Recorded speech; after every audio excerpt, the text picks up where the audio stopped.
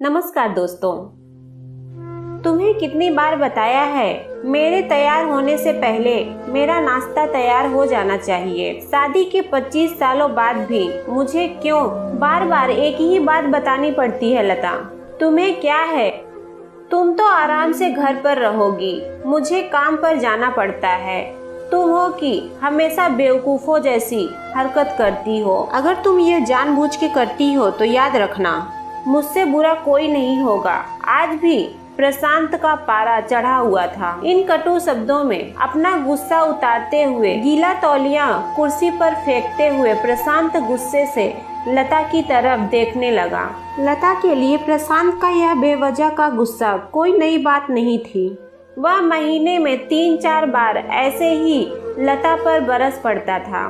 पहले पहले लता उसका विरोध किया करती थी, लेकिन जब कई सालों तक प्रशांत में कोई बदलाव नहीं दिखा तो लता ने खुद को ही बदल दिया। अब प्रशांत के कुछ भी कहने से लता को कोई फर्क नहीं पड़ता था। प्रशांत की हर बात वो चुपचाप सिर नीचे झुकाए सुन लेती थी। शादी के पहले 5 साल तक लता ने पूरी कोशिश की थी कि प्रशांत को बदला जाए, लेकिन फालतू का गुस्सा करना और बाद में लता को भला बुरा कहना, यह मानो जैसे उसकी आदत बन गई थी। कोई भी वाद विवाद होता तो प्रशांत सीधा लता को बोल देता, अगर मैं तुम्हें अच्छा नहीं लगता तो क्यों नहीं चली जाती अपने मायके, क्यों रहती हो मेरे साथ? इतना सब कुछ होने के बावजूद लता प्रशांत के साथ रहती थी, क्योंकि उसे अपनी बेटी की फिक्र थी। और वह जाती भी तो कहाँ, अपने बूढ़े हो चुके माँ बाप को इस उम्र में परेशान करना वह नहीं चाहती थी। समाज और लोग क्या कहेंगे, यह भी तो उसे देखना था। वह इतनी पढ़ी लिखी भी तो नहीं थी कि खुद जाकर कोई नौकरी कर सके और अपना और अपनी बेटी का पालन पोषण कर सके। लता को अब अपनी फिक्र नहीं थी, उसको फिक्र थी तो बस अपनी शादी लायक हो रही बेटी की। लता नहीं चाहती थी कि पति पत्नी के झगड़े की वजह से काव्या डिस्टर्ब हो। काव्या की पढ़ाई पूरी हो चुकी थी, उसके लिए अब शादी के रिश्ते आने लगे थे। कई रिश्तों को काव्या ठुकरा चुकी थी। 2-3 महीने बाद एक अच्छा रिश्ता आया। रिश्तेदारों और पहचान के लोगों ने भी लड़के के बहुत गुणगान किए थे। प्रशांत एक शाम अपनी बेटी के पास बैठकर उसे बताने लगा, काव्या बहुत अच्छा लड़का है, पढ़ा लिखा है, बड़ा घर है, बहुत अच्छी नौकरी है। ऐसे रिश्ते बार बार नहीं आते बेटा, इस बार मना मत करना।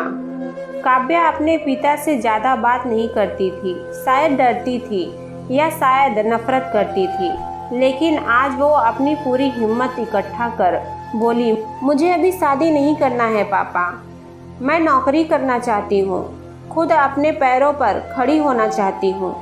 हाँ तो उसमें क्या बड़ी बात है, मैंने लड़के से बात की है, वह तुम्हें किसी बात के लिए नहीं रोकेगा। तुम शादी के बाद भी नौकरी कर सकती हो, वह तुम्हें नौकरी के लिए परमिशन दे देगा। प्रशांत बोला, मेरा नौकरी करना या ना करना उसकी परेशानी पर क्यों डिपेंड रहेगा पापा? काव्या ने पूछा। मैं कह रहा हूँ ना, तुम्हें किसी भी चीज की कमी कभी नहीं होगी। वहाँ ऐसे रिश्ते बार बार नहीं आते, इसे ठुकराओ मत, बहुत खुश रहोगी तुम वहाँ। प्रशांत बोला, पापा क्या मैं उतनी ही खुश रहूंगी जितनी मम्मी इस घर में खुश है? काव्या ने तंज कसते हुए कहा। आज तुम्हारी जबान कुछ ज्यादा नहीं चल रही है? प्रशांत गुस्से से आंखें बड़ी करते हुए बोला, पापा मुझे शादी ही नहीं करनी है, क्योंकि शादी के बाद अगर वह लड़का आपके जैसा निकला तो मैं क्या करूंगी? मुझे आपके जैसा जीवन साथी नहीं चाहिए जो बिना बात के मुझ पर हमेशा चिल्लाए। मुझे कुछ भी अपनी पसंद का लेना हो तो 10 बार सोचना पड़े, कहीं वह नाराज ना हो जाए। मेरी तबीयत कैसी भी हो उसे परवाह ना हो, रोटी थोड़ी सी मोटी बन जाए तो घर सर पर उठा ले, उसकी चेकबुक ना मिले तो भी मेरा ही दोष निकाले और हर छोटी मोटी बात पर मुझे मायके जाने के लिए कहे। काव्या ने अपना दिल खाली करते हुए पापा से सब कह दिया।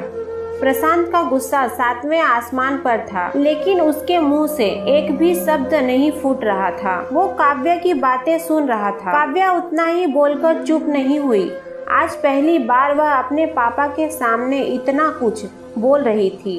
पापा, आपने माँ के साथ हमेशा गलत व्यवहार किया है। आप अपने ऑफिस का गुस्सा बिना सोचे समझे माँ पर उतार देते हैं। कभी इस बात की परवाह भी नहीं करते हैं कि उन्हें कैसा लगता होगा। आपकी बातें सुन सुन माँ ने अपना स्वाभिमान खो दिया। प्रशांत आज पहली बार अपने किए बर्तावों को महसूस कर पा रहा था। वो इतना ही बोल पाया, जो तुम्हारा मन हो वो करो, मैं तो इतना बुरा हूँ ना।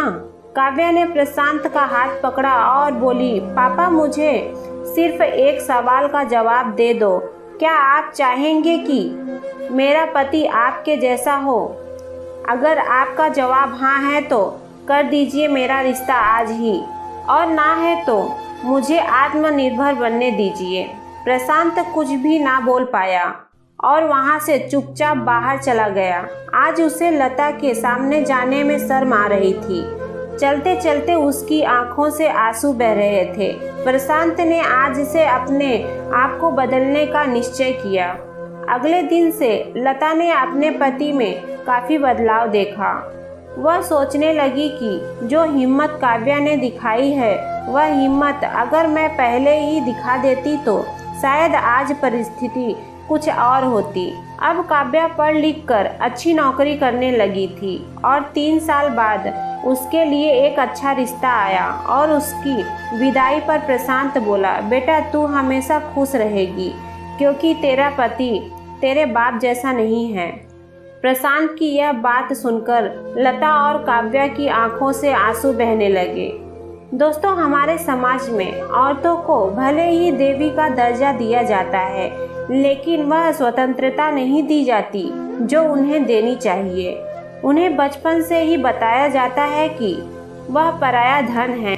स्कूल से आने में देर हो जाए तो पिटाई मिलती है।